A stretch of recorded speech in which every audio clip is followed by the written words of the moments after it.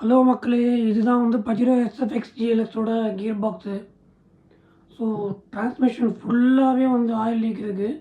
Customer வெளியே service கொடுத்து பார்த்துருக்காரு, அவங்க லீக் செக் பண்ணல என்னன்னு தெரில. ஸோ இப்போ நம்ம ஒர்க் ஷாப்பில் வந்துட்டு கம்ப்ளீட்டாக வந்து கியர் பாக்ஸ் இறக்கிட்டு நம்ம எங்கெல்லாம் லீக் ஆகுதுன்னு பார்த்து நம்ம அரெஸ்ட் பண்ணணும்.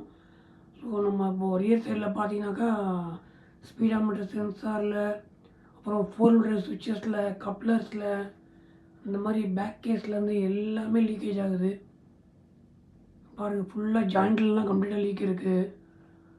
அதே போல் ஃப்ரண்ட்டு ப்ரொப்பலர் ஷாஃப்ட்லேயும் ஆயில் சீல் போய்ட்டு லீக் ஆகுது. ஸோ இதையுமே நம்ம ரீப்ளேஸ் பண்ணுற மாதிரி இருக்கும். அது இல்லாமல் மேலேருந்தும் கம்ப்ளீட்டாக வந்து கியர் லிவரில் லீக் ஆகுது. ஸோ கியர் லிவர் பாயிண்ட்டை நம்ம கட்டி செக் பண்ணி பேஸ்டிங் பண்ணுமா இல்லை பேக்கிங் மொத்தமாக பார்க்கணும். இந்த மாதிரி ஒயரில் வந்து ஆயில் இருந்தால் தான் 4 வீலர் டிரைவே நமக்கு கான்டாக்டே ஆகாது. ஸோ கம்ப்ளீட்டாக ட்ரைன் பண்ணி பார்க்கலாம். தேங்க்யூ.